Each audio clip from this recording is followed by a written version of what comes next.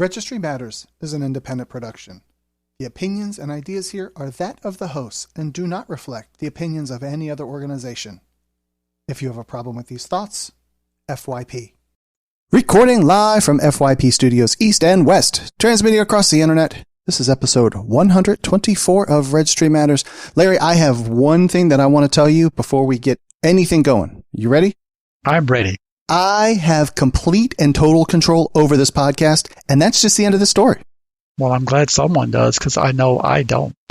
Well, that's good, because, I can't even delegate this one out. I'm not even going to ask any extra parties, any of the 57 states, if they're in charge. I am in complete control. Well, I think I've heard that similar language over the preceding week. That's my point. Did you break any tires this week? I did not. I did pick up another grocery order at the click list, through the click list process, and it went smooth, and I'm sold on this. I don't know if I'll ever do major shopping again in the stores. But you didn't cash any tires. That's the question. It wasn't another $300 a weekly grocery bill? No, it didn't do that. I can't believe that I can't spot a piece of metal sticking up in an asphalt parking lot. That's ridiculous. Maybe you need new glasses. I just got them 5 years ago. That may be time for you to adjust them ever so slightly. I'm not having any problem. Is this going to be another COVID-19 show? Well, it seems like that's the dominating force to be reckoned with. All of the news is leading off and then significant segments of the news. And then with the courts being on reduced operations, there's not a lot coming out of courts. Anything that's in the courts has to do with the pandemic. It's related to prison release, with election postponements. It has to do with everything related to the pandemic. And then the flood of lawsuits is going to be coming afterwards for people who are harmed that could have been possibly saved. This is just the beginning of what we're going to be dealing with over this pandemic. That is a question I've wanted to ask you. Of course, I realize that you're not a lawyer, not a constitutional lawyer, blah, blah, blah, blah, blah. People have a constitutional right to a speedy trial. How does that play into the fact that the courts are shut down? Well, we're going to have to have this be litigated to find out, because the courts are taking a handoffish approach. For example, I believe it was the Legacy Church here in Albuquerque. It's one of the large mega churches filed a lawsuit saying that they shouldn't have been closed down. And forgive me if I've got the wrong church, but it was one of the mega churches. And the federal judge just rejected that this past Thursday or Friday, that the public health takes paramount importance. So the question we're going to have answered is that your constitutional right to a speedy trial, does that go away when we have circumstances beyond everyone's control? Clearly, I think we would all admit that if we're in social distancing and the courts can't operate, that you really can't blame the prosecution for not bringing the person to trial. And that's what that's designed to protect, is a person languishing at the hands of a prosecution that's not ready to go forward. But if the prosecution can't go forward, I don't know how we can hold them accountable. But then what's the balancing, the remedy? What's the remedy for people whose speedy trial right is being violated? Of course, the easy one is to release them from custody if they're in custody. Right. And that's certainly where that goes. You could have maybe detained them, booked them, gotten their fingerprints, DNA swab, whatever all those things are, and then said, we'll call you when things progress after we're done dealing with this outbreak. Well, I don't see a lot of creativity in how this is being handled. We've talked about on previous podcasts about using the GPS monitor, which you're so fond of, for using it for graduated type sanctions and for a more individually tailored situation. Well, we could do the same thing on these speedy trials. Since people are presumed innocent under the Constitution, we could come to them and tell them we have an option for you, that we would like to propose that you waive your right to speedy trial in exchange for being released on home confinement if they're in custody. And I just about bet you people that are facing the ravaging spread of COVID-19 in a correctional facility get the opportunity to waive their speedy trial to be on community custody. I just about bet you almost everyone will accept that. Probably. Just that one more day of freedom. we would get to use some of your famous technology that you're so fond of. Woohoo! I am about some technology. But going back to the question I asked you about COVID, I mean, everything that I listen to, which goes across politics, goes across religion, goes across tech, there is no news other than things that are related, tangentially related, being impacted by COVID. Well, and that's the situation we're in here. I mean, we could talk about recent decisions, but there's not anything really being decided that's coming across my radar of significance. If we talk about the problems with the registry, I mean, other than existing problems we've been talking about for 123 episodes, the problems now we're dealing with are related to COVID-19 and how are they handling that. Yeah. We can, I mean, anything that we talk about has a connection to it with people that are afraid that if they don't report to their designated officer at the designated time, they're going to be prosecuted. All that stuff is related to the pandemic. So if we don't talk about the pandemic, it really limits what we can talk about. Well, there you go. Well, so this one will not be at all COVID related, and I think that this might be roughly the I don't want to say it's the only one tonight. But coming from law.com and the Texas lawyer, a gay judge in Texas was sanctioned for displaying the rainbow flag. Was she wrong? This is a I don't even think it was like a narrowly elected judge in Texas, and we don't know how big it is, but she displays the rainbow flag in her courtroom, and someone has decided to be, I'm just going to call it for how I see it, Larry, being a bigot and suing to have that removed, sanctioned, whatever the right words are. Do I have that semi-right characterized? I do think that's about as good a description. The judicial, what they call similar to our Judicial Standards Commission, the Judicial Review Commission there in Texas was made aware of this as a complaint of some sort, and under their canons of judicial conduct, they felt like that the display of the flag would tend to cause litigants to wonder if they had an impartial court. And I didn't feel like in pre-show discussion that we really have enough information to know what the display consisted of. Are we talking about what's the size of the flag? Where was it displayed? Was it on the desk? Was it on the wall? Was it a large flag? Was it a small flag? Was it a replica? I just don't feel like we know enough about it. But what I can say is that when you're on the job, you don't have unlimited rights to free speech and expression. You are on the clock when you're in the courtroom. When you're a judge, you're still on someone's clock. Definitely. I've heard people debate this from the point of view of, like, in a school, if you were, I've heard stories of maybe a Muslim kid being bullied, and then they go into the guidance counselor to try and get some sort of relief, some sort of safe zone, and you walk in there and there's a super duper big cross on the wall. You may not feel so like you're in safe harbor if the person you're going to try and get relief from is potentially in the same camp as the people that are bullying you for having a different faith than they are. I'm not trying to pick sides. I'm not trying to say who's right or wrong, but you may feel odd in that regard. I would certainly say that you would feel odd. I think that as being anytime you're in the majority, it takes a special effort to be considerate of how people will perceive and feel things that are not in the majority. And that runs across the board for being in the religious majority, being in the ethnic majority.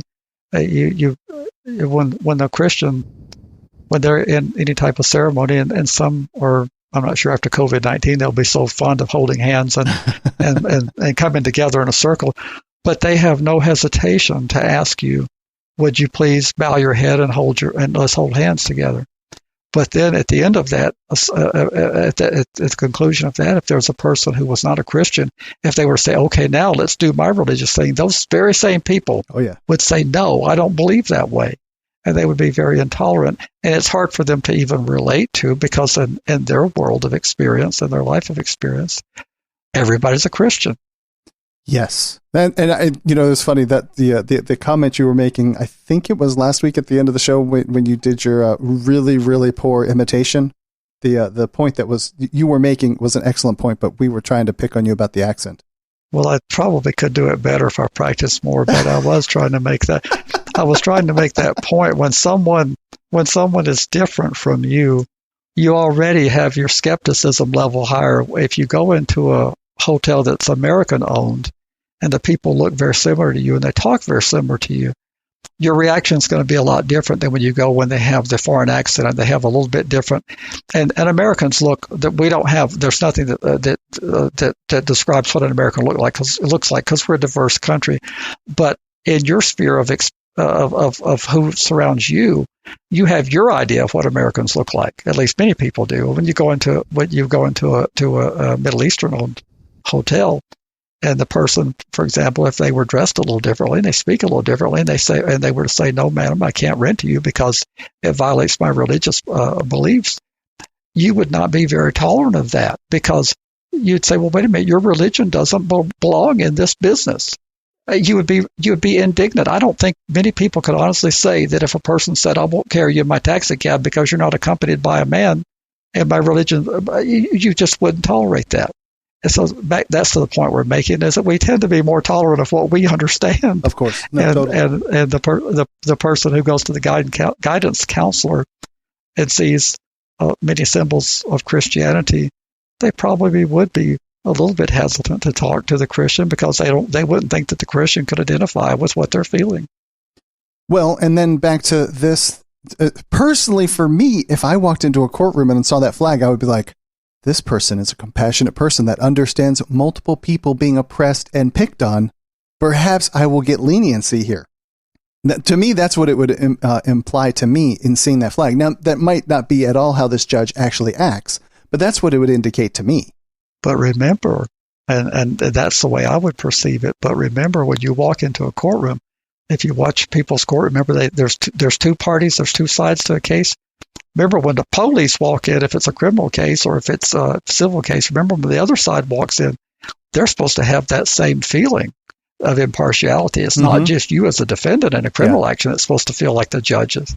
Every party to that action is supposed to feel like the court is totally neutral. And that's what a court is supposed to be. Now, humans can't be totally neutral because we're humans. Yeah, but when the other party walks in, how your hair is. I mean, you talk about this sort of thing all the time of don't walk in there with bolts and screws in your face. And, certainly people in the military, like they often have a tattoo on the upper part of their arm. But if you have tattoos on your face, like all of these things color how people perceive you. That is correct. And so the other litigant may not feel the same way.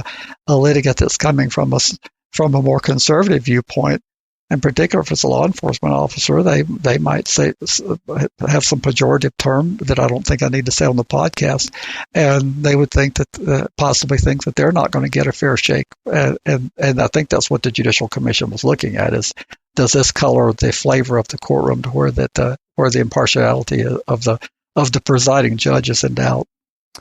And I don't know how much we touched on the person, like there's another judge in the same, maybe in the office, whatever the right word is. And he is of Irish descent and has an Irish flag. How is that significantly different? Are you just showing that you have Irish pride? Irish people, I think, are known for being like huge drinkers. So is that what that implies? Well, I'm not sure. I'd want to know that the flag is displayed the same way, the same size, and I'd also want to know that when we're talking about the flag of a nation, Ireland is a nation, right? As far as I know, yes. At least it's a province of government if it's not a full nation. But I'm not sure that there is a flag of a nation that we're talking about here. This is a flag, and I don't even want to try to describe it because I'm going to get hate mail if I do. So why don't you describe what the rainbow flag is? Oh, well, the rainbow flag is. We have a picture of it in the show notes, but it's so it has looks like red, orange, yellow, green, blue, and purple, which I think is just the Roy G. Biv almost, and that is often how people that are part of the LGBTQ and figure out all the other letters that may go along with that, they represent this. So it's gay pride, and that's just constantly referred to as the gay pride flag, something like that. So I think you've done a fine job explaining it. And so send all the hate mail to me, and that's crackpot@registrymatters.co. So it's been around for a long time. I remember when I was quite a bit younger, and I don't know if it has evolved with the evolving standards of decency, but I'm going to go to Wikipedia and see what it says. What does it mean? And that way, love who you want when you want without feeling like an outcast. Love is beautiful no matter what form it takes. That's what I'm seeing here on the meaning of the flag. Sure. And to move on to the next article, though, I am unable to pull it up at the moment. Can you, so the title of it, and it's from the Crime Report, it says, "Don't Let Criminal Records Bar Health Crisis Relief," Civil Rights Group says. Do you have that one pulled up that you can cover? I do. Excellent. I do. So this is from the Crime Report. A dozen civil rights and advocacy organizations, including the American Civil Liberties Union and the Leadership Conference of Civil and Human Rights, have asked Congress to take immediate action to remove barriers based on arrest or conviction history for small business owners seeking COVID-19 relief under the CARES Act. And so like the payroll protection program, the $376 billion that's supposed to protect payrolls. Apparently, since this is administered by the Small Business Administration, and I'm qualifying it with apparently because I have not verified this myself, but apparently either there have been denials or fear of denials for businesses because they do ask ownership. I have completed the application for our business, and they do ask ownership information, and the fear is that these businesses are being excluded because of the existing prohibition on SBA assistance for people with certain criminal records. And if you're protecting payrolls, I'm just really confused. If you've got a business that employs whatever number of people it employs, and you're trying to keep those people alive and keep them on a payroll so that they're not out holding a tin cup, why would the owners be as relevant? I mean, why would the ownership be significant?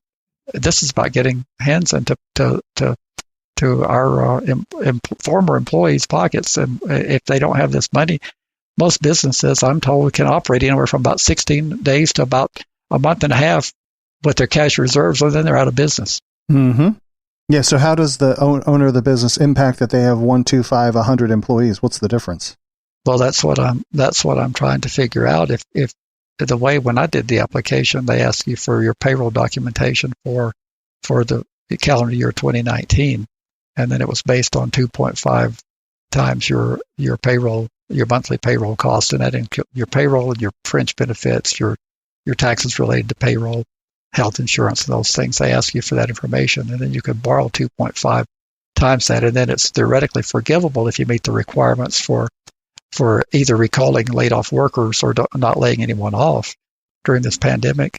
And I'm just wondering how it serves society's interest to have these people, because you're actually punishing the employees if they're not allowed to if their owners are not allowed to have this help. It's not going into the owner's pocket. This is going into payroll. Now the owner might be on the payroll, but if they were that vindictive and venomous, they should have said if it's a business owned by one person, that person has one of these exclusions. But this is applying apparently to everyone who's on that payroll. Tell me what you think about what the origin of that is. And I think I've asked you this before, but is that, I mean, there must be some page or, some staffer that has some level of templates that they just copy and paste stuff into, and then they write details around the edges about stuff. And this just shows up as part of a default template to go, well, these people don't qualify because these are the worst people. And you should have thought about that before you went and committed your crime and started a business and hired 2 dozen people.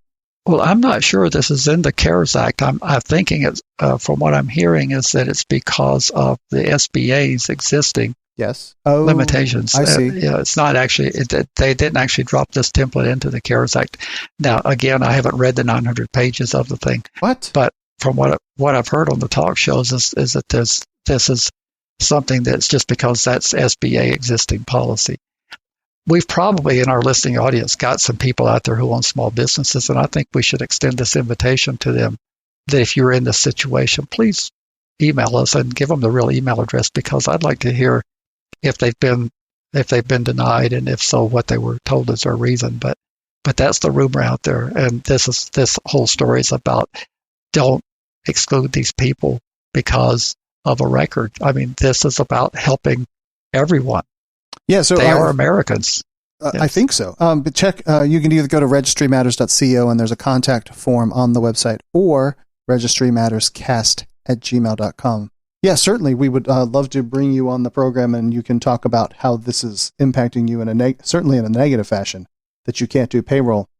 Tell me this, though, Larry, that if someone were to, let's try and say they're going to, fudge the system a little bit, and they have a spouse, they have a brother, and they're not going to have anything to do with the business, but they create the business in that person's name just so that they are not registrant owned. How far over the line of being fraud does that cover? Does that go? I'm not sure that would be fraud at all. People give ownership interest of businesses all the time to spouses, and but according to this article, 1 in 3 Americans have some sort of criminal record. Mm-hmm. And those with records have an unemployment rate 5 times higher than average. Yeah, and the SBA has not said for sure to this report. It says in the announcement of the funding, the Small Business Administration did not specify whether existing rules blocking help to those who did not demonstrate good character, including those with criminal records, would be waived. So that they're hanging their hat on the existing rules since they're the administrator of the program. And is that a public-private partnership, or is that just straight up a entity of the government, the SBA? I believe it's an entity of the government created a long time ago, back in the 50s or 60s. It's been around a long time. Like executive branch, that the head of that gets appointed by presidents when that term comes about, or? Yeah, I'm not sure about that, but I know the SBA's been around all of my life, and I've been around for a while. Well, no doubt. And so now you can take notes that this is something that Larry didn't know right off the top of his head. So that's impressive that I finally, after 124 episodes, got you to go, don't really know. It formed in 1953, so I know it's been around for a while. Formed in 1953. And it's a United States government agency that provides support to entrepreneurs and small businesses, according to Wikipedia. Right. And, I still say that that's a trustworthy source. It will end up with some garbage sometime, but it usually turns around and gets fixed. I remember maybe it was somewhere during Bush Jr.'s term, people would go F with that page a lot, and they eventually had to lock the page from people making updates. And so anyway. There's a whole hierarchy of people trusting people before you can go edit high profile kinds of pages. If we make a Larry profile page, no one's going to mess with it because no one cares. So that's true. But yes, this would be tragic if these folks employed in businesses owned by anyone with a record are not able to be retained because of this prohibition. And clearly a lot of people are going to be delighted to have the loan forgiven. But the alternative would be that the people would be either on the street or on public assistance or on some sort of other, it's like if the business has got two to 4 weeks worth of reserves, these people, we've been shut down pretty much for at least a month in most states, right? Correct. God, I just had a thought and it disappeared. Yep, it's gone. Sorry. That's because you got old timers. I know, right? All right, coming over from Courthouse News. Private immigration prisons take away prisoners' homemade face masks. I can speak to personal experience that when you have someone that has maybe some body funk about them, that you'll wrap a t-shirt around your face. And obviously now with COVID again, that you would do kind of sort of anything. Maybe you would just lay there on your rack all day on your bunk and just leave your face stuck in your pillow all day to help try and filter out whatever you can. So people are cutting up t-shirts. They're trying to do whatever they can. And then, of course, the prison guards go in and say, no, can't do that. Take that crap away. And what's the problem with that? Well, you're kind of in tight quarters. You're kind of confined. And I don't think that I would want to get sick. I knew that I was getting a 6-year sentence, and it was going to be a maximum of, and hopefully less. Turned out not. But I also didn't want to get any extra things while I was gone, perhaps staph infections or any, food poisoning or lose a tooth, and then also COVID-19. Well, this is sad, and I'm trying to poke a little fun at a sad situation, but if you read the article thoroughly, it looks like that they offered them mask, but they have to sign a waiver. Is this Correct. The right article? Yes, it is. They were making them sign a waiver that if they did catch it, that they wouldn't sue. And which is some garbage. That's one of those. God, I can't remember the word that I got from the guest last week. Thank you. Yeah, where you have two impossible choices. So don't sign the waiver, don't get a mask. Sign the waiver and get a mask. That's garbage. Well, this is a prison in in the Houston area. So this is for illegal for immigrants. This is one of the network of prisons we have to hold people who can't be released. They're being held for ICE. The Otay Mesa Detention Center is the name of it. And private prison company Core Civic, formerly known as Corrections Corp of America, operates the Otay Mesa. And it's sad that they won't let them use homemade protection. And then if you look at the picture, if that's indicative of how crowded the place is, there would be no social distancing there. Now that looks more like an intake holding kind of photo. Because, I mean, they've got like aluminum something. Maybe those are even like blankets, perhaps. That doesn't look like that looks like a temporary place before they put them into the general population. But we did see videos, pictures, like what was it over the summertime of the kids in cages, and they were not in anything. They weren't in like dorm rooms or in cells. They were in cages, almost on the floor. That could totally be what that is. So yeah, this would be. But even if this is an intake, you got quite a crowd of people there. Definitely. It kind of. I mean, I know when we say that Americans are not very compassionate, as we go through the articles tonight, I'll be able to say this is what I'm talking about. We're not very compassionate. But whether or not they're here legally or illegally, they're entitled not to a death sentence. And they're entitled to be treated like humans too, because I think they are humans. I'm pretty sure it might be sketchy, but I'm pretty sure they're humans. So I would say the same thing about the people in ICE detention that I've said about the people in regular correctional facilities. We should be doing everything we possibly can to cut these populations, because that's the only way you'd have any hope of distancing would be to cut the population. And that's the only way you'd have the hope of being able to provide supplies and improve sanitation is that you can't be running something at full steam. And even in the case of one of the articles, we're going to get to 230% of capacity. Yeah. But you can't do that. But we're doing it, and we're not taking the bold actions that are necessary, and there's going to be a significant price paid and loss of life. Oh man. So I have a vision of what it's going to look like as we start to reopen things here, maybe in the next week or 2 weeks, that you'll go to a restaurant and they will remove something of half the tables. They'll block off maybe half of the booths, something along those lines, so that you will obviously keep your distance. And then waiters and servers and waitresses, they will stand a certain amount back. You would have to envision that they would do something identical to that to prisons to keep people safe. And this is you voluntarily going to an establishment to have them put food in your face. But here's a place where you are detained and you cannot leave and you can't do anything to get separation. They would have to release at least half of the people, if not whatever that number is larger, if they are exceeding 100% of capacity. And that is clearly not going to happen. The politics won't allow it to happen, and so we're gonna end up with unnecessary loss of life. And I can't even begin to predict the numbers, but you're seeing some exponential growth of the spread in some prison systems. I think one of the articles says it doubled or tripled overnight. Yes, I mean it's.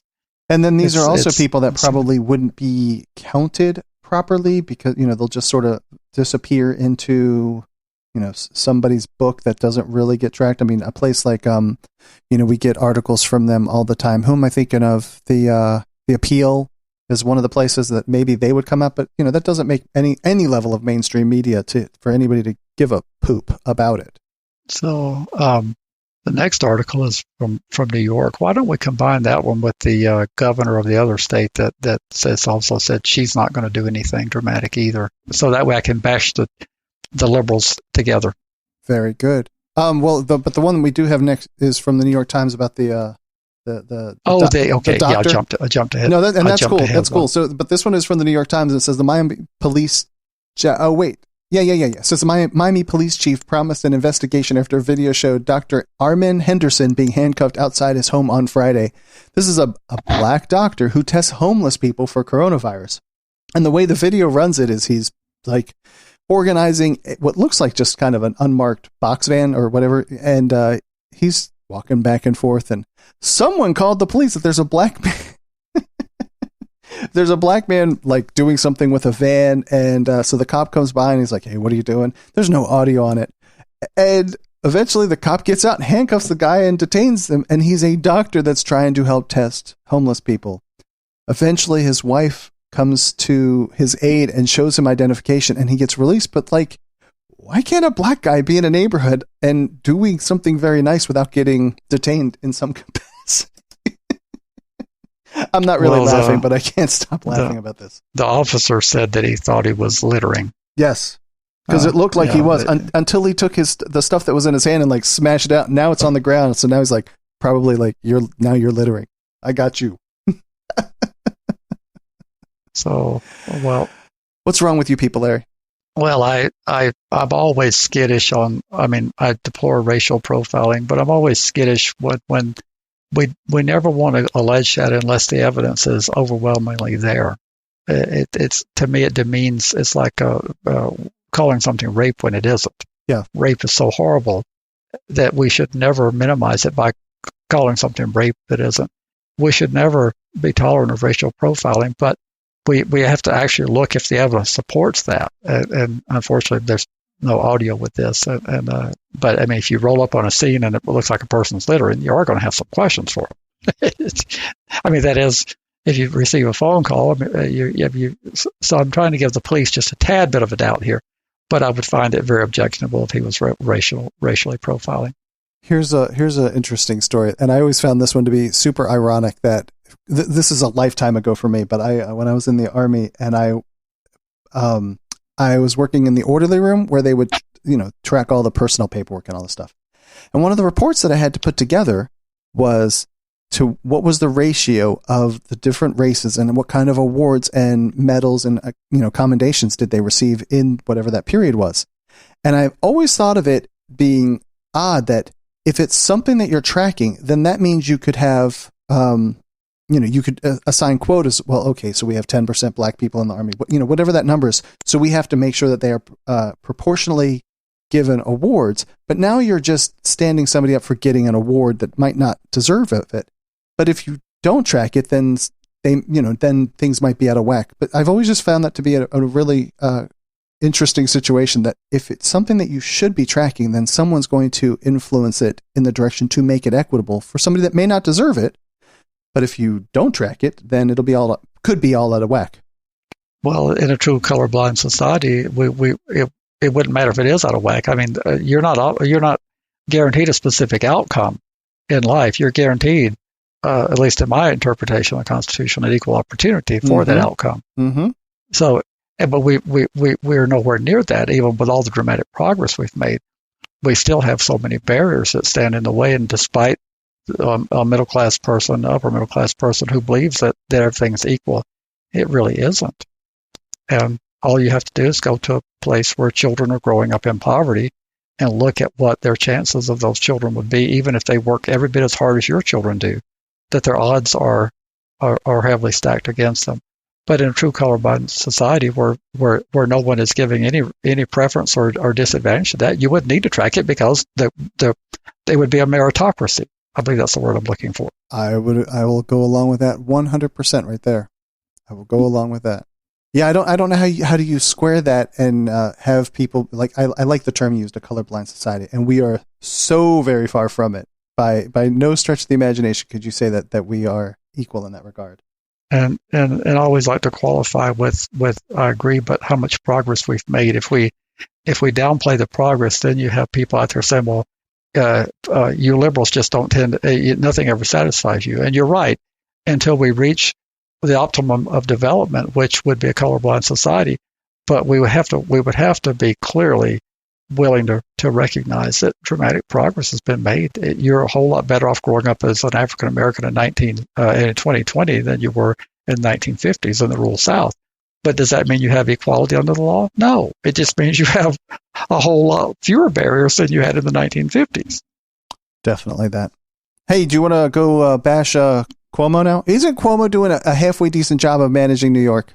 It seems to be that he is. Well, if you consider being on a soapbox managing, then I would say so. I think what people are tempted to do is that they're tempted to rate their state's performance on what the governor says I would like to be a little more objective after we get beyond the crisis to rate the governors on what they actually did before the crisis, during the crisis, and what they've announced they're going to do for future pandemics, because now we've experienced what in our lifetime that's really had a dramatic adverse impact on society. So if in terms of if Cuomo being in the nation's largest city, having access to the media, is he doing a fine job getting himself on TV? Yes, he is. Okay. Is he positioning himself to be a possible Democratic nominee for high office, including president? Yes, he is. Okay. He talks too has funny he been for that, right? I think. Has he been right about everything? No, he hasn't. He's overestimated. According to him, they were going to have millions and millions of people dying if they didn't have all these ventilators, and he was wrong about that. It's better to err on the side of having too much than too little. But is he doing a good job? I think I'm going to let New Yorkers judge that whether he's doing a good job. But he's certainly got received a lot of notoriety.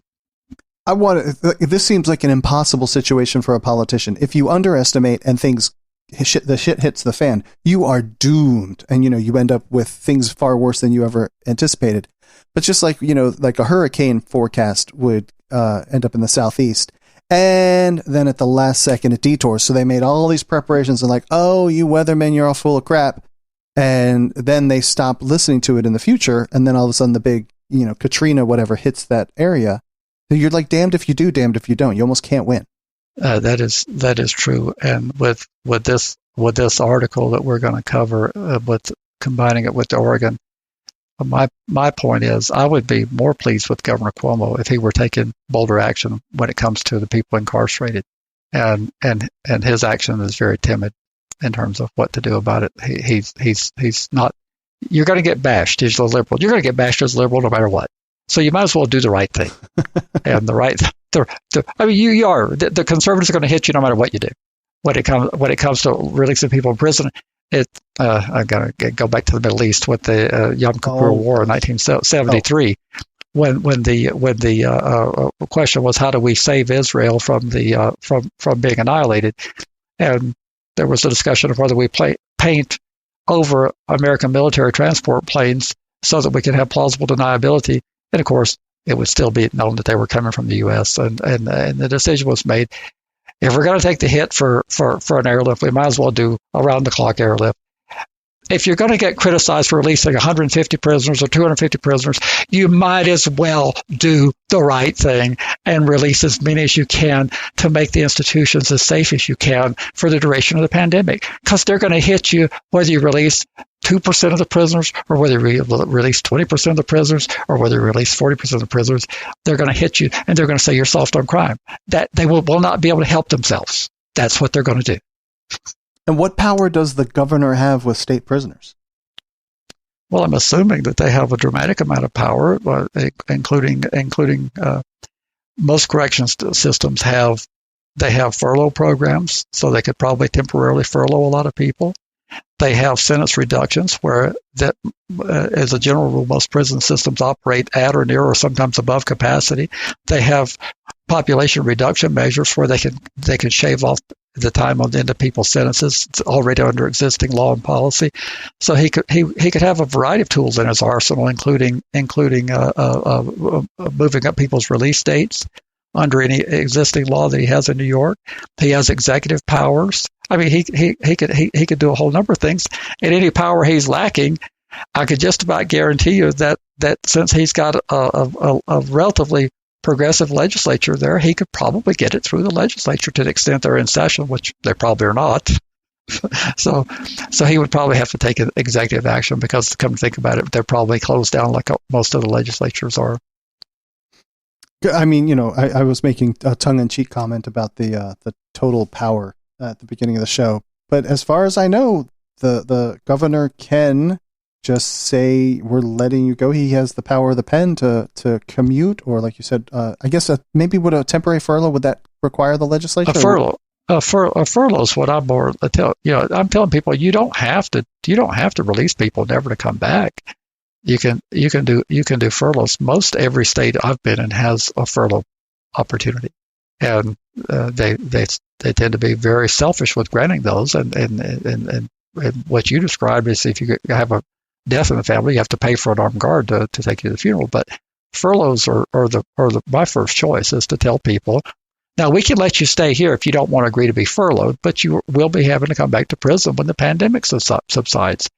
And if you don't want to be inconvenienced by having to come back to prison, don't leave. and I suspect most people will take the furlough. But the early release would be my second choice. Yeah. And Josh had said something about that. If someone is within that window, maybe it's 6 months, maybe it's 12 months, they're probably done baking, so to speak. And that 6 to 12 months probably is not going to change their quote unquote rehabilitation, which we know we don't do in the United States, but I'm just using that term just cause. So in that case, what the hell's the difference? Well, the difference I'll be a little cynical here. The difference is oftentimes, I can't say oftentimes, but if they really are out to get you, they'll wait till you get near the end of your sentence, and then they'll find something else to charge you with, assuming the statute of limitations hasn't run, and they'll file something to keep you in prison. And so if we start, if you start a matrix of releasing people that were in, and you wouldn't take long to run the computer. I mean, if you're trying to if you've got 70,000 people in prison and you're trying to get 20,000 out, you would have to run a matrix to figure out how many days you'd have to shave off to reduce the population by 20,000 if you were trying to merely expedite people's release. But that wouldn't be the only tool you would have. You would have furloughs you could do, and then you could look for alternative confinement. It may come as a surprise to you, but everybody doesn't have to be in prison to be confined. I mean, we've got all this fabulous technology that you talk about that we could tell people that we're putting you on home confinement. And it's like I saw a program about 30 years ago about club fed, when the federal prisons were supposed to be club fed, and the ones that didn't have walls, didn't have guard towers. And we can tell a person, we're putting you on home confinement, and you cannot leave home except for these situations or whatever they are. And if you leave home, we've got a place for you as an alternative where that if this is too much of a temptation, we can provide you with that additional protection so that if you can't help yourself. And that's what the warden would give each inmate was a speech. He said, we don't have guard towers here. We don't have perimeter fences. We don't have barbed wire. We don't have any of that stuff here. And if you feel like you need that, go ahead and let me know now, and we can reassign you to a facility that can accommodate that. But between all the tools that they have in their disposal, they could really reduce the prison population dramatically. The will isn't there. Governor Cuomo, the will isn't there in your heart to do this. And the next article from Oregon Live, the same thing. The Corrections Department did a study of what it would take to get where they could do some social distancing. They would have to cut the prison population by almost 6,000 inmates. And the governor said, no way. Yeah. She just not even going to think about it. I had a funny little play that I was going to do with this. I was going to ask you well, what about these people? And you would just say, no. Well, what about these people? No. Well, what about these people? No. And just no, no, no, no. So she's awesome. That's Governor Kate Brown. Well, and as I know that I don't know a lot about Kate Brown, but I know that Cuomo presents himself as a progressive. So let's see it, Governor. Kate Brown, I don't know if she claims to be a progressive. Oregon tends to be somewhat of a progressive state. There's a lot of rural nature in Oregon, and they do have a very high prison population per capita. There, if you'd be surprised if you look at their incarceration rate, they're on the high side. So I don't know if we can extrapolate because they have some liberal tendencies that Kate Brown is a progressive. We'll just have to let the Oregonians explain that to us. But again, she's not using the powers, and she's made it clear she's not going to. A member of the Democratic Party. So she's a D and has decided to not release any of the peoples from that state. Well, she's clearly fearing a backlash. But again, you're going to take a backlash no matter what you do if you release anybody. Let's see, George H.W. Bush railed on Michael Dukakis for one furlough that happened in the state of Massachusetts of Willie Horton. One furlough. Now Willie Horton did something while he was on the furlough that was pretty heinous. But Dukakis had no idea that he was out on furlough. He didn't personally approve the furlough. The law was probably on the books before he ever was governor, and it never occurred to him. I mean, he wasn't saying, "Oh, well, I'm going to give the guy a weekend pass." I mean, it's like, so it doesn't. My point is, if you release anybody for this pandemic and anything goes wrong, you're going to take a hit. So you might as well do what you need to do, or then don't do anything. Just say, look, stay there and die, and which seems to be what Kate Brown is saying. Yeah, that totally would seem how it is being presented. How many people? I mean, like Oregon, like there's 45 people that live in the state of Oregon. How many? Like, how do they have 5,800 people locked up? Where do you get the idea of Oregon? Where are you getting your population figures? There's nobody that lives there. How many people live in Oregon? What is the prison population? Is really prison population Oregon? I mean, to release 5,800. Oregon has over 4 million people, so I don't know that's a bunch of people. So looks like they have 24,000. Yeah, they have a high incarceration rate in Oregon, and so now all of the people who get mad at me say I never bash liberals. I'm bashing liberals, 2 of them today. At least one for sure claims to be a liberal, and the other one I'm not sure of. But I'm bashing Democrats today. You just gave me the title for the podcast, Larry. Thank you. So, hey, can we take a quick? Go ahead. And in fact, I would say they're being more timid than what the federal government has been. The federal government has not been nearly bold enough, but they've been more bold than apparently these 2 have been. I mean, the Attorney General Barr spoke out a long time ago and gave a directive to start releasing people a long time ago, weeks ago. So, in fairness, I think that the feds have been more responsive than what these progressive has. So we have to call it the way we see it. Can we take a quick little detour for just a moment to thank some people? Absolutely. Yes. I want to absolutely 100% make sure that our listeners and especially our patrons that I bring some highlight to you people that you guys help make the show possible, even just straight up listeners, because if we didn't get the 10,000 downloads a week, then we would not continue to make this. And then, of course, the patrons, but specifically my favorite patron, Super Patron Mike, super great guy, best friend of all time. And I just wanted to make sure that we highlighted that we have a very loyal fan base and listeners, and I want to make sure that we recognize that. We do indeed, and they have been loyal with us through the crisis, and still supporting us both with the downloads. The numbers are very strong, and as far as I know, I think we've lost only 1. Yep, and he just ultimately changed his to level, so maybe he did have some hardship and just changed his contribution level. So thank you to each and every one of you. Thank you. Thank you, people, or just you? Thank you. I'm talking to each one of you individually. Should I give you a roster of names for you to thank you and you and you? What is that from? That's from a TV show. We would be here for a while if we did that. Yes, of course. All right. Well, then let's move over to Politico. And federal prisons make inmate calling and video visits free during pandemic. I'm shocked. I remember calling for this. I think someone must be listening to Registry Matters. That could be true. Yes, because I remember saying that if you're going to cut off their visits, if you want to keep order in the prisons and have inmates not being so belligerent about this, that you need to make the phone calls free and you need to make visitation by the ones that have the technology for the video visits, you need to make those free. And someone is understanding that, and they're doing it. So it's a great thing. Outstanding. Yeah, and then the key would be, and I'm sure it won't happen. So as soon as quote unquote, the national crisis is lifted, do they then say, okay, now it's $7 a minute for a phone call again? They probably do, because apparently this was part of the $2.2 trillion relief package. Really? To then subsidize? Included language for the Justice Department's blessing, allowing the Bureau to make such communication services free for inmates if emergency conditions materially affect operations. And so some letters, some people in Congress, particular senators, had written to the Bureau saying, what are you folks doing? And the Bureau has responded, the Bureau of Prisons, that is, has responded by making this adjustment. Now, all the people that are listening to us in BOP facilities, which, believe it or not, I bet there's somebody who's figured out how to listen to us in facility. because phones are in prisons more wide than what you would imagine. Yes. Let us know what's really going on if they're actually adhering to this free.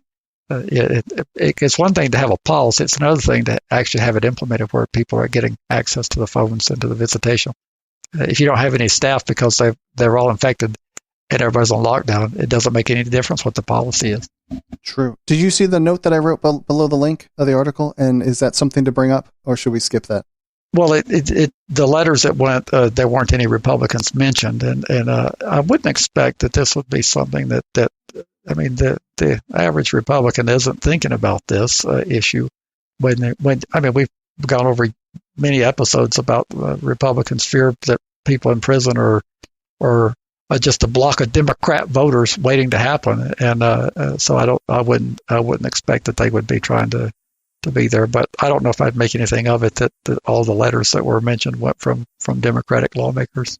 Yes, there's like 6 or 7 senators that are listed in there, and they all have D's by their name. That was just the comment that I made. I said, is it my imagination or only D's listed, no R's? It's not your imagination. That's what the ones that have written letters. But if you're a Republican, you can write a letter because no one's going to vilify you. I keep saying that you have carte blanche to do anything in justice reform, and you will not get vilified. All right. Well, then for detour number 2, we have a very special guest. I have a personal hotline to one of the board members of NARSOL, and he has some super secret information that he is going to divulge for us as an exclusive for Registry Matters. I think this is our first exclusive, Larry. And so joining us is Richard Morey, and he's currently a board member serving on the Conference Planning Committee and the Conference Operations Committee. And he's been involved with NARSOL for 9 years. That's like an infinite amount of time. And, of course, is an all-around nice guy. Richard, what's up? Hey, good evening, Andy and Larry. Good evening. Can you say something very New Englandish for me, just so we can get the accent stuff out of the way first? Well, I'll say, first of all, it's romper room. Oh, thank you. Romper room. That's the magic words, romper room. Thank you, and thank you, and thank you. If we want to park your car at Harvard Yard, there's lots of parking spaces at the moment because no cars are to be found in Harvard. Oh, God, it never ceases to make me laugh. I loved listening to the program Car Talk because they just it's so funny to me. They were great. They were actually terrible, tragic loss of I don't remember the individual the names, but yeah, God, super program. What is your super secret information that you're gonna divulge for us? I did swear you to secrecy, right? And under the penalty of perjury and death, right? Not a soul outside of this podcast will know of it. Yep. Between you and I, yes, we're having a webinar. Not only are we having a webinar, but we have all the speakers that we were going to have for our conference have agreed to be part of the webinar. So that is the biggest part of the news. We're just about ready to pick a professional business, I guess is really what they are, who knows what they're doing in terms of the technology. And it looks like, I'll put it to you in its simplest terms, I have become a webinar aficionado in 5 days.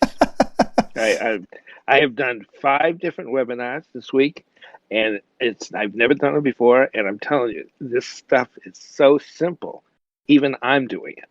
And trust me, those who know me know that I'm the tech lowball here. I was going to ask you on a rank of 1 to 10, where are you on the tech savviness scale?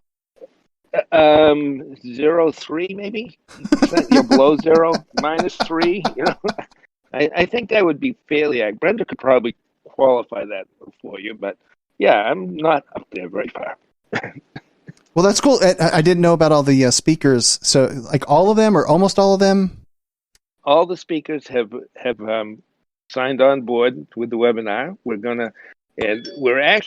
do have some. I do have some super secret things I can't even tell you yet. Okay, that we're planning. Excellent. But when the COC is going to meet this week, and when we do, we're going to kick butt. Actually, is what we're going to do. we're going to make this webinar so exciting and so much fun. People will be saying, we should do this like every other year. Right? Do you know anything about pricing or anything of that nature? Our attempt is going to be to keep the pricing very low. We may have to do a little bit because the cost of this is actually in the thousands of dollars, not in the hundreds. So there will be probably some cost, but we have an idea. I'm not going to divulge it yet, but we might be able to subsidize the cost a little bit. Okay. With this other idea. Excellent. Larry, do you have anything that you would like to inject? Well, Richard, what can you tell us? I know, right? It's going to be a fantastic time. We've got wonderful speakers. The lineup we had for this year's conference was really strong to begin with, and of course, I don't have it in front of me. Although I have a brochure, but it's not handy. Hey, Richard, what are the actual dates? June, July, what are the dates for the conference? It's going to be June 12th and 13th. It's going to be Friday and Saturday, as we had scheduled. Actually, you know what? I think I do have. Give me 1 second. This makes for great radio, Richard. I know, it doesn't. Well, tell a joke, Andy. By the way, I want you to know something. This is the first time I participated in your chat room or green room or whatever you call it. Sure. And it's really fun back there. I agree. I mean, I may come every week just for the chat room. I mean, you can't imagine the things they're saying about you in that chat room. I can imagine them, but actually, Brenda sometimes just hangs in chat and doesn't listen to the live stream, just because you can pick up what we're talking about. She's sitting on a secret. She hasn't shared that with anybody. I'm telling you. I'm going to tell people. I try to tell them every week, but nobody listens. Maybe they'll listen to you. Well, let's hope so. I mean, they'd be the first, but what the hell? Are you done rustling through papers? I am. I have it right in front of me. So we have Kimberly Bunin from the ACLU of Michigan is going to be with us. Joanne Wipajewski, I think I pronounced that correctly. She's a columnist and an editor. I think she's from the Chicago area, but I may be wrong on that. Paul Dubling, whom I think everybody knows. Paul. Everybody knows. Everybody knows Paul, and I think he's working up a special talk for us. Phil Tefelian, who's the executive director of Equal Justice Under Law, and Dr. Fred Berlin, a psychiatrist and sexologist. So we're going to have a full-blown array of wonderful speakers. The thing we're really most concerned about is making sure we get the technology right, because if the technology doesn't work, Andy, it don't work well. So I know a little about that sort of thing. So we're really wanting to focus and make sure that this comes off really well, and that people are going to be satisfied with it and happy with it. Fantastic. Larry, anything before we let Richard go? No, Richard, I appreciate you coming on and sharing those super secrets. I just can't wait to see how. I mean, this is a new. Larry. This is a new experience for NARSL in terms of doing it online, and we're going to find out what the participation level is. I have a little bit of dubiosity, but we'll see. I'm anticipating that we may hit 300 people for this event. I haven't put my feet to the fire on that one yet, but I really think that people will be able to gravitate towards this much easier than they could in terms of flying to Raleigh, and that more of the troops and the people who will be out there would like to be part of it. Awesome. Well, let's hope so, Richard. Great. Well, I thank you. It's been fun to be here. You're very welcome. Thank you for joining. All right. Thanks, Richard. Have a great night, and we will talk to you soon. Stay safe. I will. Ready to be a part of Registry Matters? Get links at registrymatters.co. If you need to be all discreet about it, contact them by email, registrymatterscast@gmail.com. You can call or text a ransom message to 747-227-4477. Want to support Registry Matters on a monthly basis? Head to patreon.com/registrymatters. Not ready to become a patron? Give a 5-star review at Apple Podcasts or Stitcher. or tell your buddies at your treatment class about the podcast. We want to send out a big heartfelt support for those on the registry. Keep fighting. Without you, we can't succeed. You make it possible. You ready to move on, Larry? Now that we got that crackpot out of the way. Yeah, let's do it. We've got 20 minutes to go through 12 articles. Is it 12? All right. Well, then we're going to enter into the speed round. This next one, oh my God, this one is terrible. A Philly judge has denied every inmate's bid to get out of jail amid the coronavirus. Defense lawyers are trying to cut her out of the process. This is from the Philadelphia Inquirer. This is a stellar human being. And Philadelphia County is like they're in Philadelphia, so it's like New York is like you're in New York City, but you're in New York, and then so Philadelphia County and it's in Philly. This is terrible. Well, she's doing what she put her hand on the Bible and said she would do. She's upholding the law.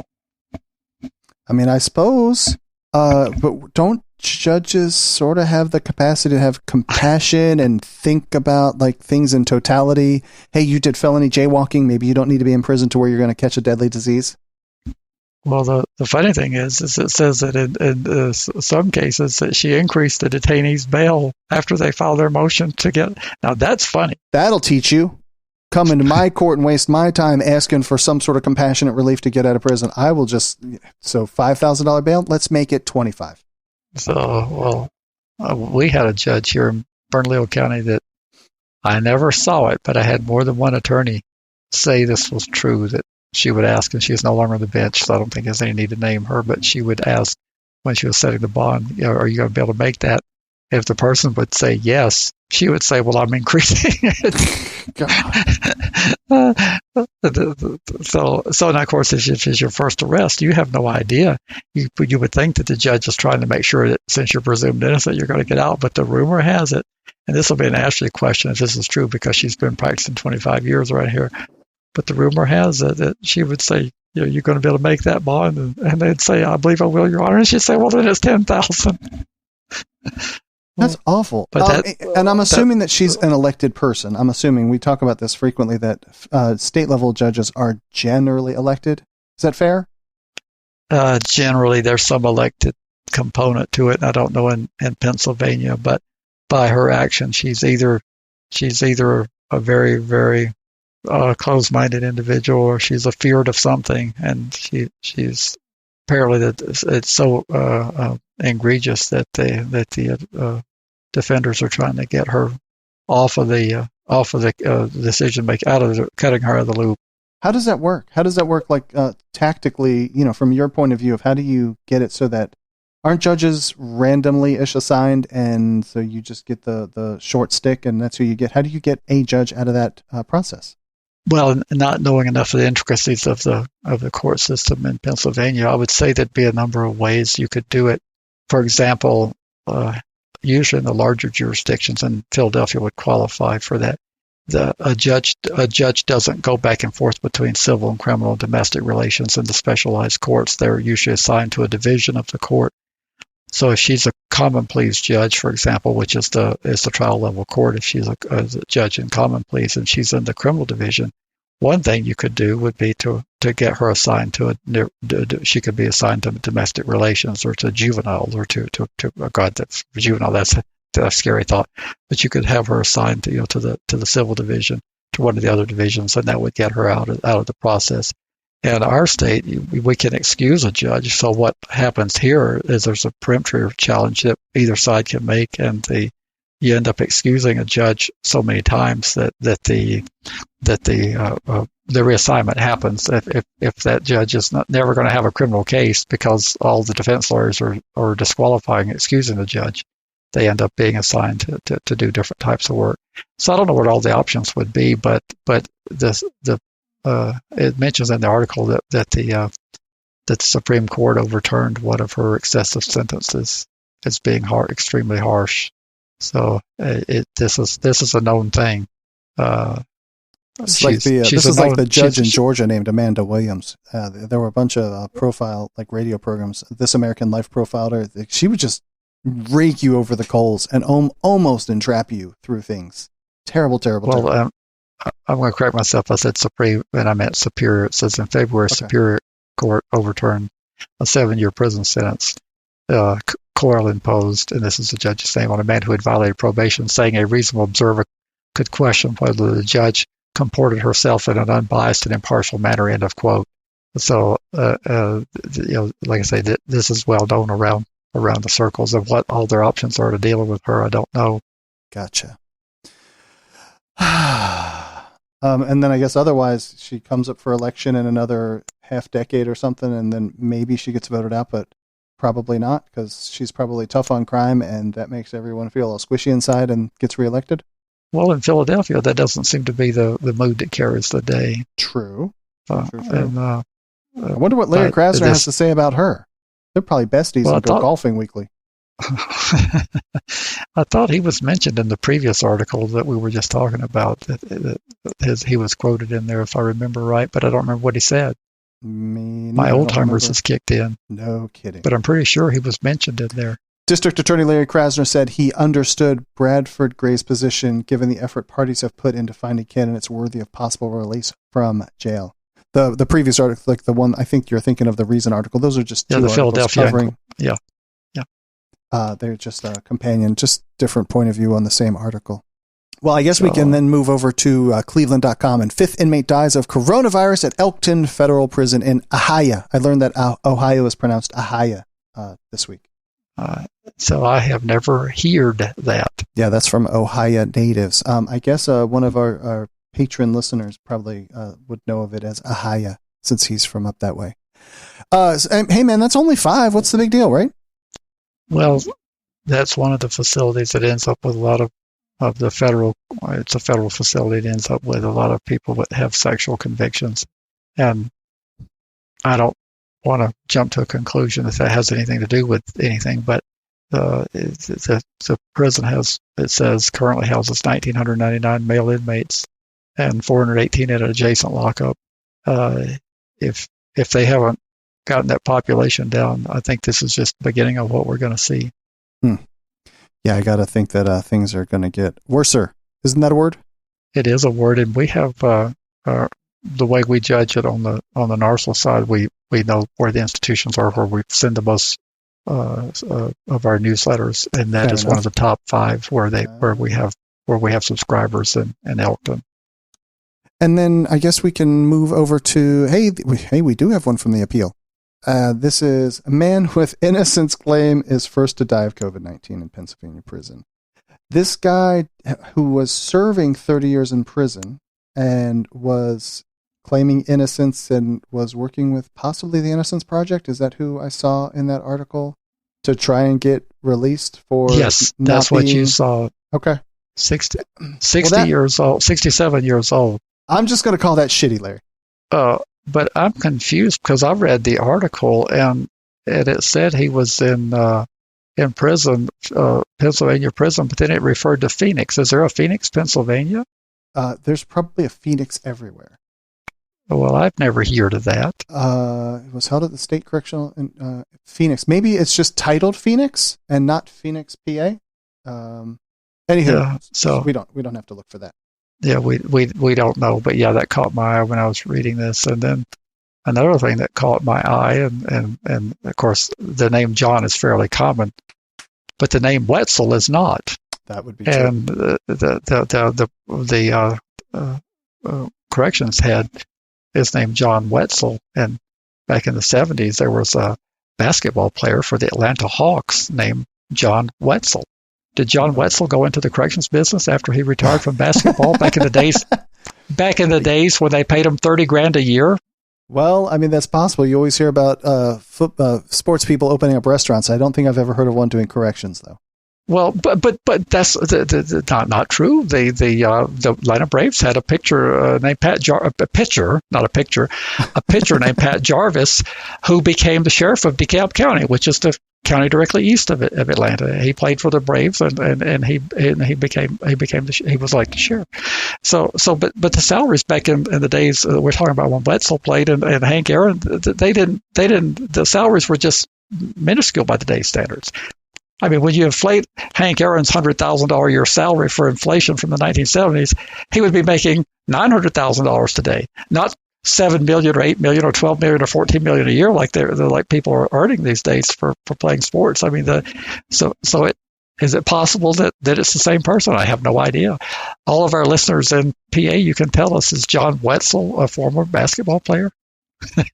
And you could also throw in there that Steven Seagal became like an honorary sheriff. Wasn't that in Arizona? I didn't know that. I'm pretty sure. Hang on, I'm looking it up now. But how many Wetzels have you met in your life? Very few. Oh, he's a reserve deputy chief in Jefferson Parish, Louisiana. How about that? Who is Steven Seagal? He's an actor. I'm just. Oh, okay. I'm just. So, but all right. In terms of this, with the his innocence claim, it's a sad thing because apparently there was significant support that he should not have been in prison for all these years. Certainly. So there was evidence to support his claim, I should say. And because the Innocence Project doesn't take on just every willy-nilly case. There has to be some sort of decent chance to even take it on, to put forth the man hours to try and get you released. The resources they have are so minuscule compared with the need that they have to be very selective. Right. I mean, and let me try to explain that. This is for me to pontificate. If you're out looking for funding for something like the Innocence Project, first of all, you're not going to find most of your Fortune 500 companies. That's not going to be where they're looking to put their philanthropic resources. So you get money to pay these poor attorneys and these investigators to try to pursue these claims of innocence.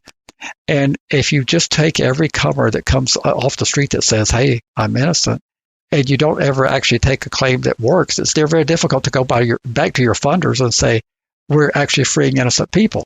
So therefore, as a part of the process of screening cases so that you can justify your existence and inspire your donors to keep giving, you have to be selective about the cases you take. Otherwise, if you go back and say, "Well, we took 114 cases in the fiscal year, how many got out?" Nobody. Right. But there's a big need for what we're doing. Sure. So that's why they have to be so selective, because it's an innocence project, and nobody will fund a project that no one's ever found to be innocent, because it kind of defeats you can't make a credible argument that all these people are in prison that shouldn't be if you can't ever succeed. So that's why they have to be so selective. Certainly. God, that's just...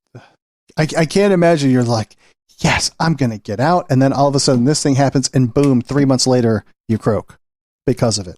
Tragic. That's our compassionate system that we have here. Love it. Love it. Love it. Love it. All the way to the bank, Larry. Yep. We have, next up is an article from the Washington, what do you call it? The Washington what? Compost. Got it. This is DC jail inmates with coronavirus barred from access to lawyers. That sounds like a constitutional violation. Maybe they're in DC, they don't have constitutional rights because it's not a state. Family, showers, and changes of clothing, inspectors say. Why would they have reduced access to these kinds of things? Across the 1,442 prisoner system, inspectors found inmates lack adequate cleaning equipment, training to disinfect cells, toilet areas, and communal areas. What's the problem with that, Larry? Well, it's another tragedy that I feared. How's that for a word? Afeared. That's what I was afeared of, that this would happen, because in my mind, with no medical experience whatsoever, it would seem reasonable to me that you're going to have to really make an effort at sanitation. And that means laundry has to be increased, means that cleaning of the housing units, all the bedding, everything has to be increased. The clothing has to be increased.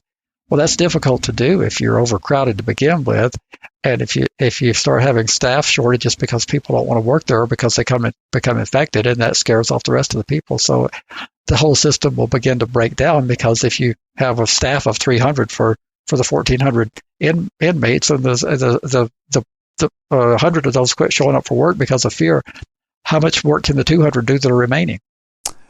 Yeah, you end up with some bad problems. And again, that's why we needed to clear out the facilities of as many people as possible, because once you do that, you can put distance between people. You can increase the laundry. You may have to give some inmates some extra incentives to work around the clock, but I'm confident that if I were in charge of a correctional facility, I bet I can find people who will do laundry around the clock and people who will clean housing and common areas around the clock. I believe I can pull that together. I really do. If you get a lot of pizzas, I think you could pull it off. I don't think it's going to cost a lot of money to do that. Yeah, I think you can do things like extra good time. I think you can do things like extra privileges, and I think that the cost would be very minimal to really increase the operational capacity of how the facilities operate in normal times. In normal times, they won't let you have very many extra sheets and stuff because we do laundry here once a week, and your housing unit, you get your new sheets on Tuesday, and that's the way it is. You get your new jumpsuit every Tuesday, and that's the way it is, or every Thursday, or whatever, and that's the way it is. You could probably describe that routine better than I can. How often did you get your stripes in Georgia? They did laundry multiple days a week, 2 or 3 days a week. I'm pretty sure it was 3. Like, Monday, Wednesday, Friday kind of thing. Maybe it was a Tuesday, Thursday, Saturday. I'm pretty sure it was Monday, Wednesday, How often did you get to trade your stuff out for new? How often did you get to get new uniforms and new bedding? Like, they would do like a sheet tear down, like that was a 1 day out of the week. So your bed was supposed to be unmade. A lot of people would just throw their stuff in their locker and hide it, so they didn't have to wait for their stuff to come back. Plus, oftentimes stuff doesn't come back. But as far as like your other uniforms and stuff, you would just do them with the laundry like normal. They would just bleach the crap out of it and wash it in 1,000-degree temperature water. So you could do it anytime during the week. But I'm assuming you had more than one uniform. Otherwise, you would have been nude. So they gave you a number of like 3 uniforms. 3, right? Something like that. Yeah. So you would have one, then one in your locker, and then one in the laundry, kind of, sort of, always. Yeah. Maybe it was 5. So I don't think it was 5. So did they run laundry daily to the housing unit where you could throw your uniform one in there every day or twice a week? Or it would be 3 times a week. Like I said, Monday, Wednesday, and Friday. I think it's been a while now. So and not something that I try to reflect on and being like, wow, this is happy times. Do you remember back in the day when we were doing... No, I don't really reminisce like that. So yeah, it's sad that this is going on, but at least it's getting some attention. But with the attention, it'll probably be too little, too late. Yeah, and as soon as everybody goes back to going to Hooters and whatnot, like who's going to give a crap about the inmates then? So, all right, nobody. Let's go to M as in Michael, NPR News. ACLU sues to release Moose Lake inmates due to COVID-19. This sounds like a kind of a regurgitation on the other articles that we've had. Not to discount the people from Minnesota, but seems like this is big. This is the civil commitment. This is the one where this is the people who are in that special civil commitment for sexual offenders, and a federal district judge had found it to be unconstitutional, and then the 8th Circuit overturned the district judge, saying that you don't have a right to get out. There's to be released from civil commitment. You have the opportunity under the law, therefore it's not unconstitutional.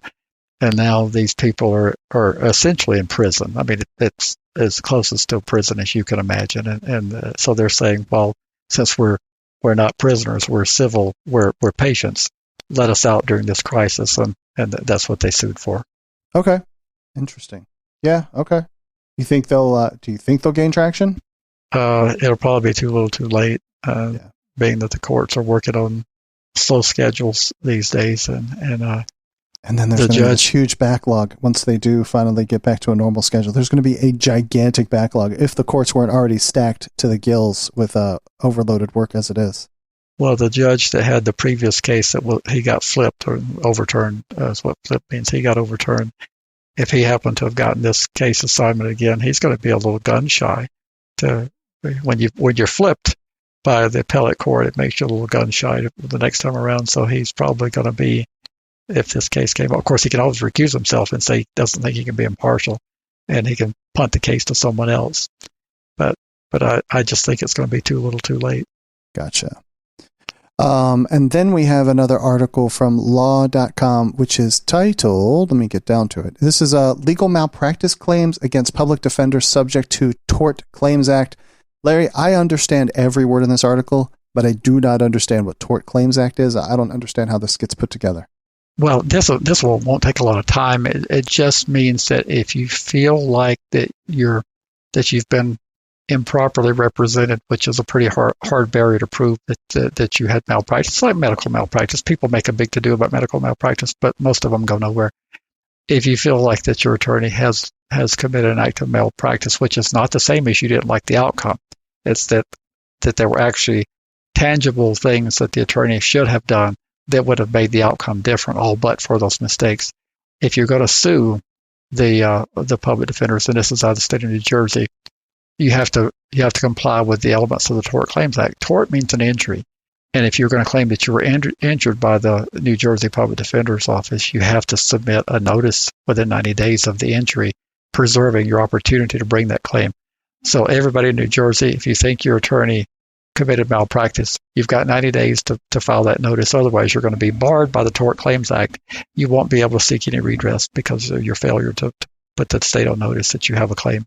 And tort is just a legal word for injury? I know you just said that. That's all it is, yes. Okay. Obviously not physical? Any type of injury can be physical, but yes, you've got an injury by the lawyer's incompetence or omissions. Okay.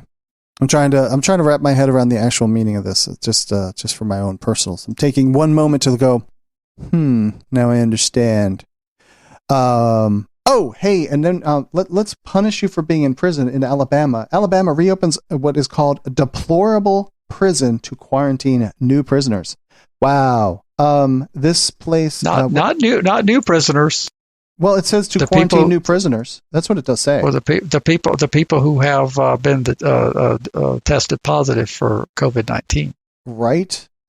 It does say so admissions following a 30-day moratorium. Anyway, either way, Larry, they're being put in a shitty place. And I'm not laughing because it's funny. I'm laughing because this is it's deplorable. It's just terrible. What is wrong with this place? Well, it was closed in 2018 for being notoriously horrible and outdated, and it was going to cost millions to bring it up to standards to renovate it. And it looks like now that the way to deal with people who become sick is to move them to what was previously a condemned prison. But the Alabama Department of Corrections says that they have renovated the particular section where they're going to be putting these inmates, and that's going to relieve the overcrowding at two facilities in Alabama, which are grossly overcrowded. Staten is operating at 274%, and Elmore is at 200%, according to Corrections Department statistics. So again, we talked about cutting the prison population by half. If you cut those two prisons by half, one of them would still be above capacity. The one at Staten, if that's the way they pronounce it, would be still overcrowded. And these to put the people that have these, I guess you can have it without getting really sick. But it just seems like that when you have a person that's sick, though, you wouldn't want to put them in a dilapidated place. You do have a tendency when someone is sick that they like to, it seems for their own self-interest, for their best interest, that you would put them in a comfortable place, like climate controlled. And then, I'm pretty sure that this is not how they're going to be treated in the end. They're going to, almost like how we shackle pregnant women. Like, I don't see why we would do that, but, so of course, if you get sick in prison, it's just, here's some Motrin. I hope you feel better. F you. Well, it says at Staten 68 men share 3 toilets and 3 sinks in one dorm. I don't think that's an uncommon ratio, to be honest with you. That seems like you'd have a lot of competition for those toilets. Yeah, you better plan ahead, because if you're like, oh crap, I've got a crap, and the 3 people are using it, like you're in deep kimchi. Yeah, that just seems hard to relate to when in the private world we're unhappy if we don't have our own. My brother has a house that was built in the 50s. In those days, they built homes where families grew up, raised families, and you would have 3 bedrooms and 1 bath. And now he talks about no one can live in that house with him because it only has 1 bathroom. I said, well, that's strange.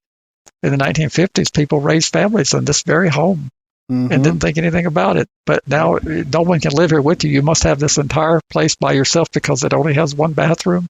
So to think about 68 people sharing 3, that's man, I understand. Strange. My one thing about this particular thing is, so there was a Department of Justice investigator called conditions at the facility deplorable and noted numerous dangerous and unsanitary conditions. This is where it gets to be my favorite, including raw sewage, vermin. I love that word, Larry, and toxic fumes. Vermin. I think that means rats. I think. Yeah. Well, if you look at the picture there, does that remind you of what the dormitory looked like? This is L-bar. Exactly what it looks like. They're I don't see how you could do any. How would you do any social distancing there? The best you can, man. Just make it work. People would most likely be walking around with T-shirts wrapped around their heads. But those get laundered once a week, so that they're gross to begin with. I completely agree and understand. And people try to, the bottom bunk, they would try to set up little tents. That would help you to a certain degree. But the person on the top bunk is that people are just walking by, hacking up a lung right on your bunk. Person on the bottom just has. I can't say it, Larry. I can't say what is right in your face when you're on a bottom bunk and someone walks by. You know what I'm saying? This is a family oriented program. Yeah. I mean, I would say it, but I'm not going to say it. And I think finally, we have an article from Cleveland.com. Ohio prisoners with confirmed coronavirus cases skyrockets overnight as state increases inmate testing. That's a novel concept, Larry. Like, how would you know how many people are infected with a thing if you didn't have tests for them to test for the thing? That's the whole thing that's been going on throughout this, is that it was something that I don't want to point fingers because I don't know the intricacies of having a test and being able to test at a appropriate level. But clearly there's a lot more of this out there than we know about simply because tests have been so limited. You have to beg for a test. Yep. And I personally know the public defender here in our state that tested positive. And she had to beg for days and days to get a test. And it was only when she got sick that they finally agreed to test her. Now, the president says that the testing is going to get better and better, and it has gotten better. But initially, the testing was almost impossible. I know that when they first started detecting it, that you would almost like eliminate it. So, you would test for the flu. Nope, wasn't that. You would test for this, you would test for that, you would do chest x-rays, and you would do all these things to be like, we know that it's not this, we know that it's not that, we know it's not this. And all we're left with is, it's probably this, go quarantine yourself. Well, and the number of staffers in Ohio prisons is up to 159 as of the writing of this article. That's what is that going to do on the call-in rate, or people who are not going to show up for work? Well, you got that many staffers testing positive. I mean, true. It's one thing to sit in your office and hang out in the staff lounge and chew up the fat and let the inmates make it by themselves. But if you're chewing up the fat with the staffers and they're all infected also, you're not going to want to go to work. Totally. I'm with you. And they've approved releasing 105 inmates from state prisons in Ohio. Yes. 105. That's going to make a difference. That's a dramatic decrease, man. That'll work. That'll do it. And it would make a difference if you're one of those 105. Yeah, that's the story that you tell about the mass riot I think it was in your state 700 years ago. Yeah, the one we talked about, 1980. Yep, 1980. That's the one I tell about. The one day makes a difference. When people say, what difference does a day make when you're getting out of prison? I said, well, if you were in prison on this date in 1980 and you got released, it made all the difference in the world. That's what difference a day made, because 33 inmates died and dozens more were injured. It made a big difference that one day. Should have thought about that before you did your crime. But before you did your felony jaywalking, you should have thought about that.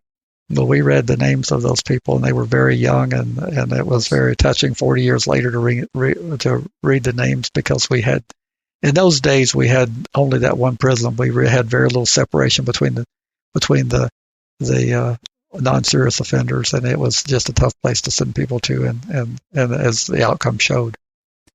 Well, that was a happy show, Larry. I think we can wrap it up. Are you ready? I am. So how do people get in touch with us if they want to? If they want to, you certainly should go visit registrymatters.co, and you can find show notes which will have links to all of the articles that we covered tonight. There will be a transcript there, so you can read along with our happy thoughts for the evening. I'm sure your favorite place to have them get in touch with us is with a voicemail message. And what is the phone number for them to reach us?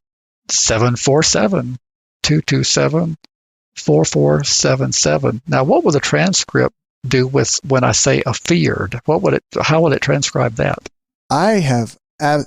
It probably would actually spell it. I mean, feared. Yeah, feared is a word, so it would separate out and say feared. It's not going to do grammar checking, so it'll probably pull that one off as two different words. Just a guess. But there are sometimes some words like I bet you it doesn't do bestest or worser. I bet you it doesn't pull that one off. How about email, Larry? I know that you're reading our emails on a daily basis. How do people email us? Oh, that's easy. That's registrymatterscast@gmail.com. And I'm going to alter things here just ever so slightly. Please visit patreon.com/Registry Matters if you would like to become a patron. If you are unable to become a patron, go to the Apple Podcast, go to Google Podcast, go to any of those places where you download your podcasts and leave us a review, preferably a 5-star review. Say something nice about us, and that will help other people find us. And, we received a YouTube compliment very recently of someone just saying, stupendous content, keep up the great work. So, I mean, that just helps people, even go to YouTube and gives us a thumbs up, subscribe over there. And so that'll do it, man. I think that's all I got. Thank you, Andy. The thumbs up helps from what little I understand. When you get thumbs up, more people want to look at it. They say, wow, there's 12 thumbs up. Well, this must be a good thing to listen to. Absolutely. I appreciate your time and expertise and knowledge, Larry. Thank you, Richard, for chiming in. And thank you to all of those in chat, all of you people in chat. And like I said, Larry, thank you very much. I hope you have a great weekend and stay safe. Good night.